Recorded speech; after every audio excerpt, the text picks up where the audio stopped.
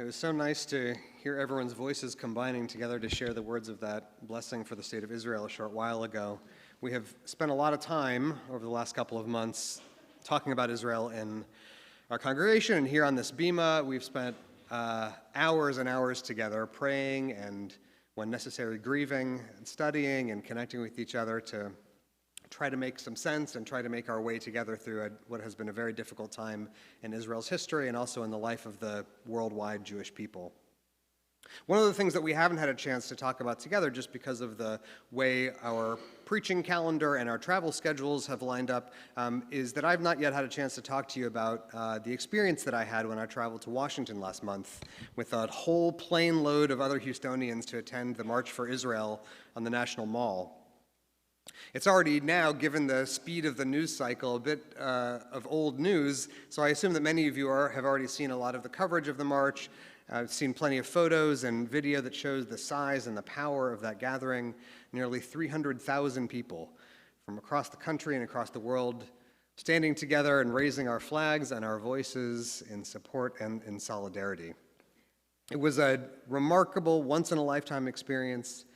But I think what will stay with me most indelibly about the march, even more than the size of the gathering, was the sense of unity and togetherness that I felt while standing there.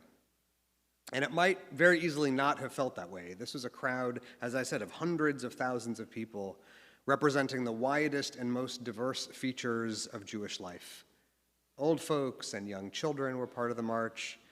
There were ultra-Orthodox and ultra-secular people there, people speaking English and Hebrew and Russian and French and Spanish and Arabic. It could very easily have been a time for all of those different subgroups to huddle up and retreat to their own corners. But what I saw was exactly the opposite. All of these different, diverse people mixing and blending in a dramatic and inspiring portrait of the deep diversity of our Jewish people. There are a million stories about our own internal disputes within the Jewish community. All those jokes about 2 Jews and 3 opinions, about the shul you go to and the one you wouldn't step foot in. So much about our culture and our history is about the way that we disagree with each other. What's the right filling that belongs in a Hamantashen? Is it sour cream or applesauce that goes on top of the latkes? The answer is sour cream, by the way.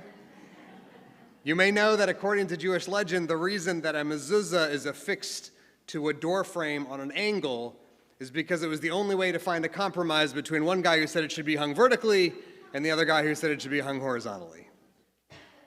We're so good at arguing and disagreeing with each other.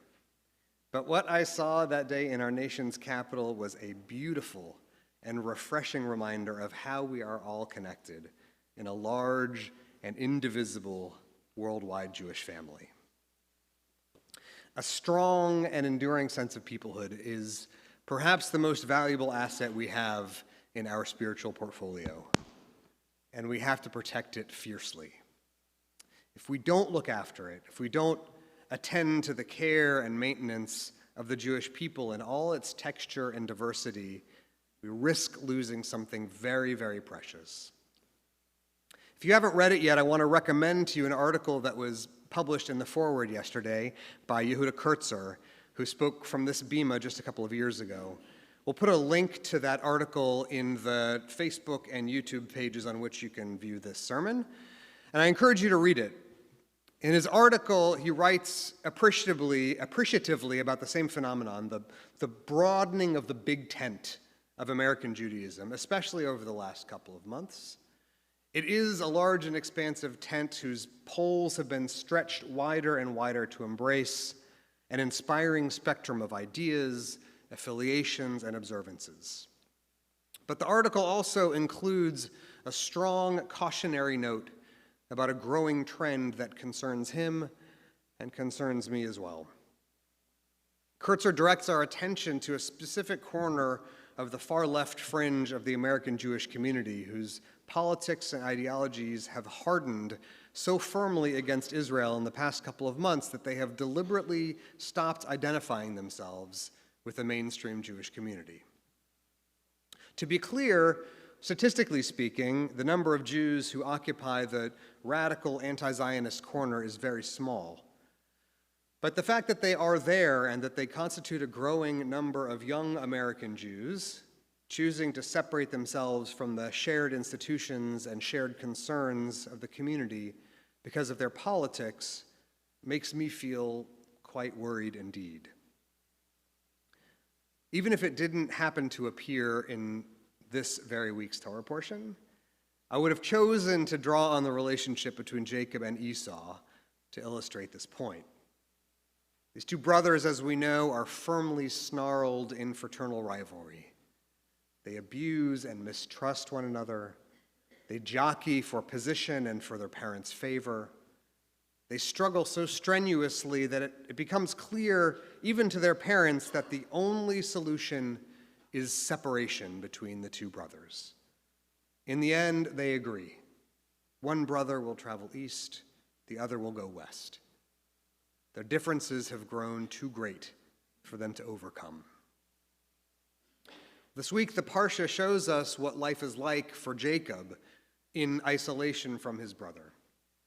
Without Esau, as it turns out, Jacob has prospered. He's amassed large quantities of wealth and livestock, multiple wives and children and servants. He's made a good life for himself. And he settles down with his possessions and his large household. But he can't seem to shake the memory of his twin brother.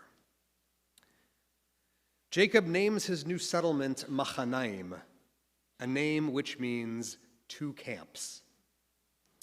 He says, "V'ata hayiti lishnei machanot," I have now become two camps. Jacob has come to the difficult realization that the wealth he has amassed, the successes he's piled up, don't mean much at all when viewed in light of the split within himself. And Jacob's spiritual development won't be complete until that internal rift is healed. The man who will become Israel has become inwardly divided into two rival camps. Jacob and Esau were formed in the same womb simultaneously, sharing the same intimate space, feeding from the same nutrients, born at nearly the same time. They are, in a way, two halves of the same whole. Of course, that fact is why they fought with one another so vigorously in the first place, but it's also exactly why they need to reconcile. Although the two men's destinies are not identical, they are linked. They hinge on one another in delicate and finely calibrated ways. There's a magical, umbilical relationship between their fates and the fortunes of their two connected lives. Before Jacob can become Israel, he has to learn that he is, in a lasting and very important way, his brother's keeper. The reason that I wanted to use this time tonight to talk about Kurtzer's article was not so I could find a way to wag my finger at the far-left separatist camp of the Jewish community and call on them to abandon their political positions. That's a different sermon. I said at the beginning of my remarks tonight, Jewish strength is rooted in a large part in Jewish diversity. And the range of our many different views about religion and culture, identity and peoplehood constitutes one of the greatest blessings of Jewish life. What I do want to communicate to those who occupy that extremist wing, and also to those of us who find ourselves all the way along the rest of the ideological spectrum, is that we must be exceedingly cautious about tolerating, let alone celebrating, when any segment of our large and beautiful Jewish family chooses to secede.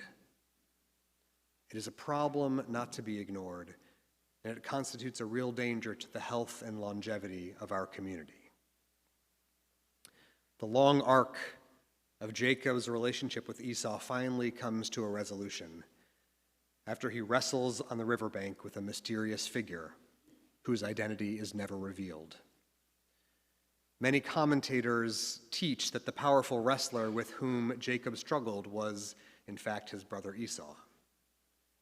The fight ends when the other man sprains Jacob's hip and he limps away, alone and in pain.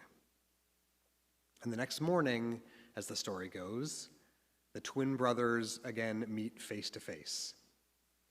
When we read that scene, we can't help wondering if this time Esau won't let Jacob escape alive.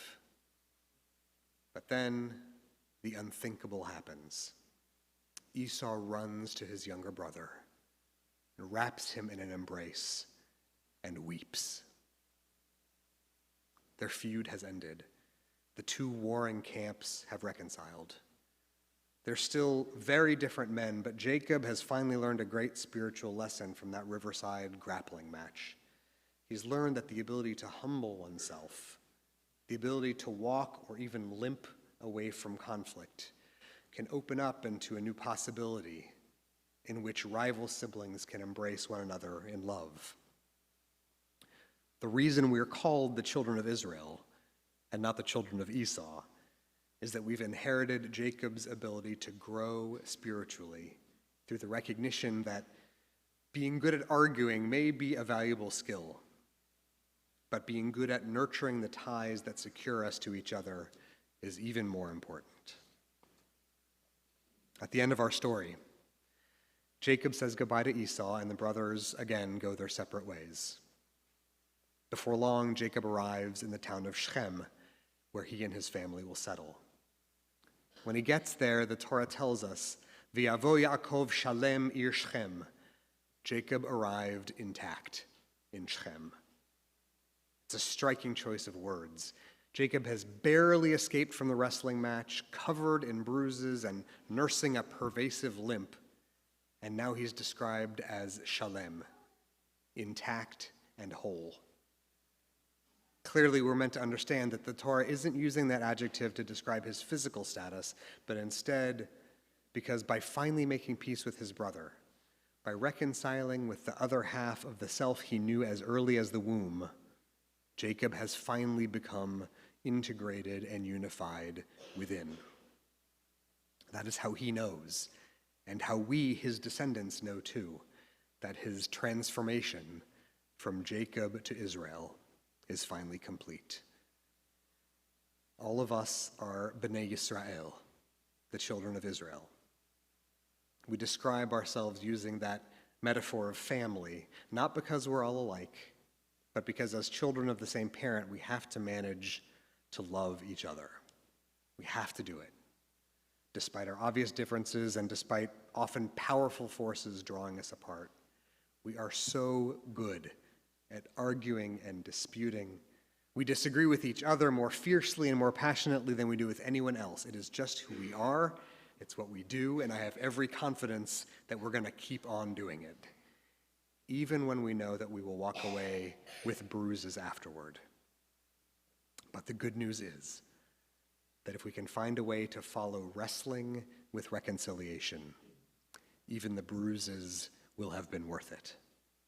Because when morning comes and the sun rises, we will realize, just as our father Jacob did, that we're all family.